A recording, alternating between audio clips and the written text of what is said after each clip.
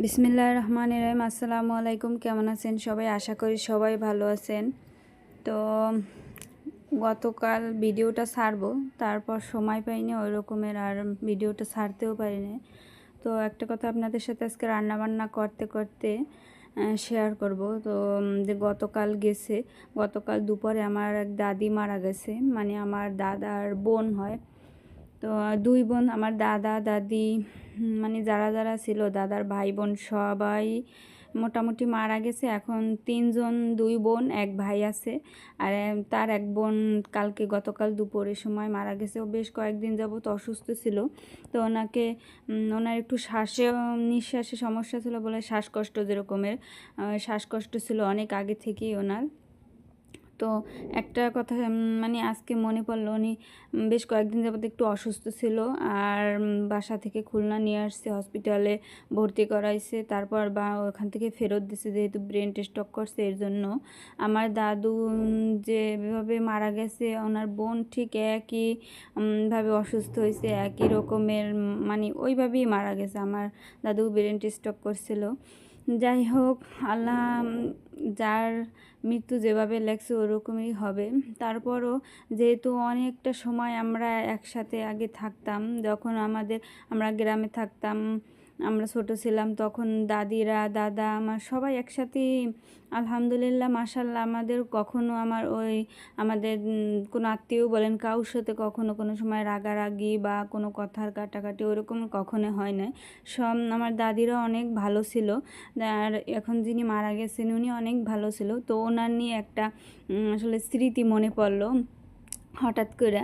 তো কষ্ট লাগতেছিল যে কত মানুষ দেখলাম মারা যাইতে, কত মানুষ আবার জন্ম নিতেও দেখলাম।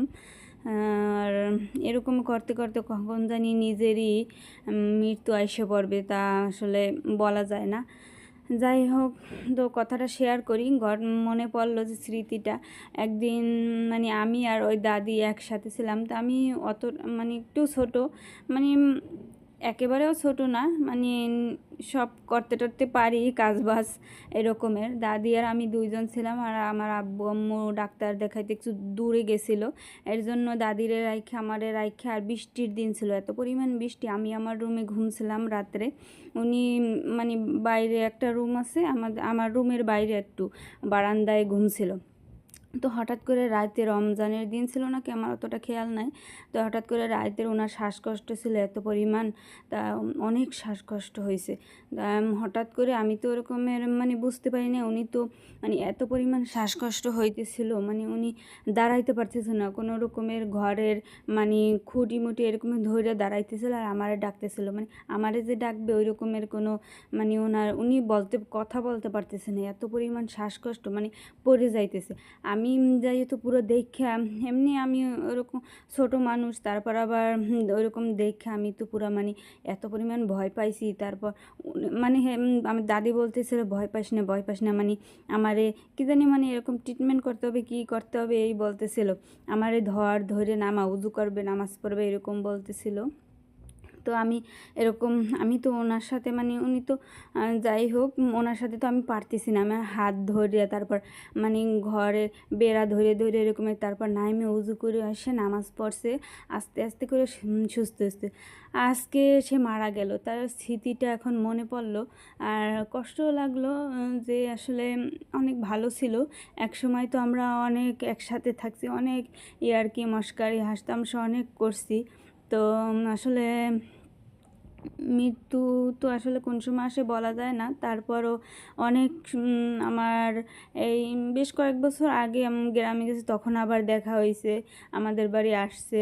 তো অনেক ভালোবাসতো, আমরাও মানে ভালো জানতাম, যার কারণে এত মানে বুড়া হয়েছে। তারপরও বাপের বাড়ি আসতো, ভাই ছিল না, ভাই মারা গেছে, ভাইয়ের বউয়ের সাথে তার একটা ভালো সম্পর্ক ছিল। আমার দাদির সাথে ওই দাদির সাথে কখনো কোনো ঝগড়া হয় নাই, কোনো কিছু হয় নাই। আর আমাদের অনেক ভালোবাসতো, তাদের তাদের বাড়ি যাইতাম আমরা, আমাদের বাড়ি আসতো, তাদের ছেলে মেয়ে যারা যারা আছে তাদের সাথেও ভালো অনেক সম্পর্ক। যাই হোক, আল্লাহ তাআলা তারে সব গুনাহ মাফ করে দিক। যাই না অজাই না মানুষ আমরা যে ভুল করি, আল্লাহ সব যেন মাফ করে দিয়ে জান্নাতে নসিব করে। আর দাদা দাদি যারা আসলে যাদের থাকে তারা বোঝে আসলে সবার দাদা দাদি এবার এক না। আমার দাদা দাদিও অনেক ভালো ছিল, তাদের বোনরাও মাশাআল্লাহ অনেক ভালো ছিল। যাই হোক, এখন একজন দাদা আর এক দাদি আছে, তারা যেন ভালো থাকে সুস্থ থাকে, তারাও অসুস্থ। তো যে কয়দিন আছে যেন সুস্থ থাকে, নিজের কাজ বাজ নিজের তা যেন নিজেই করতে পারে। এরকম হঠাৎ করে মারা তো একদম যাইতেই হবে, যেন হঠাৎ করে মারা যায় কারো যেন কোনো কিছু করতে না হয়। আসলে একজনের সেবা যত্ন করা কিন্তু যে করে আসলে সেই বোঝে যে বিছনায় পড়ে থাকলে একজনের সেবা যত্ন করলে আর যে করে তার যে কি কষ্ট হয়। যে শুয়ে থাকে আসলে তার তো অসুস্থ ঠিক আছে, কিন্তু যে করে তার শরীরের তার থেকে ডবল হয়, যা আমরা বুঝতেছি। যাই হোক, ইন্না লিল্লাহি ওয়া ইন্না ইলাইহি রাজিউন, সবাই দোয়া করবেন তার জন্য, তো সে যেন পরপরে ভালো থাকে। আসলে আগের কালের মানুষ অতটা বুঝতো না, অতটা মানে জ্ঞান ছিল না, যা করছে সোজা সাপটা ছিল, ভালো ছিল। বাচ্চা কাচ্চা নিয়ে ওইরকম কারোর সাথে কোনো গ্যাঞ্জাম ফ্যাসাদ করে না, সবার সাথে মিলামিশা থাকতো তারা। আসলে ওইরকম তো এখন ডিজিটাল বাংলাদেশ আগেরকার ছিল না, তারা যতটুকু জানতো ততটুকু আমল করছে। তারপরও আল্লাহ ভরসা, আল্লাহ তাদের গুনাহগাতা মাফ করে দেবে ইনশাআল্লাহ। এটাই সবসময় দোয়া করি, যারা মুরব্বিরা আছেন সবাই দোয়া করবেন সবার জন্য।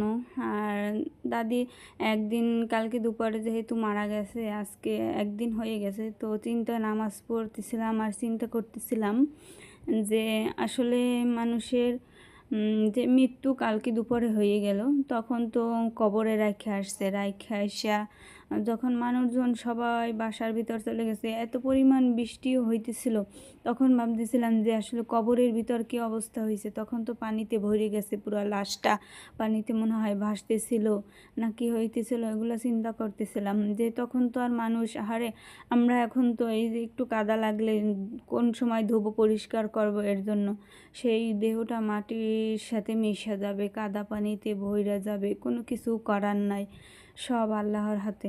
যাই হোক, আর ভিডিওটা আর বেশি বড় করব না, তো সবাই তার জন্য দোয়া করেন, তিনি যেন আল্লাহ যেন তার সব গুনাহ মাফ করে দেন এবং তারে যেন জান্নাতে নসিব করে।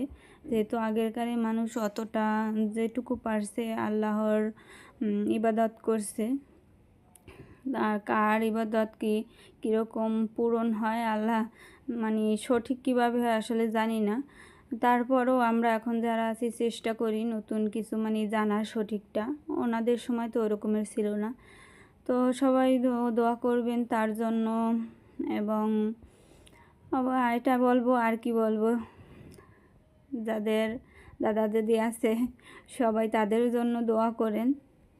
তা আমরা সবাই দোয়া করি ভালো থাকুক তারা, দাদা দাদি সবাই ভালো ছিল, তাদের জন্য সব সময় দোয়া তো আছেই, সব সময় নামাজ পড়ে তো দোয়া করি জীবিত যারা আছে তাদের জন্য, এবং যারা এক এক করে সবারই মরতে হবে। যাই হোক, আজকের ভিডিও এ পর্যন্তই। সবাই ভালো থাকবেন, সুস্থ থাকবেন, আল্লাহ হাফিজ।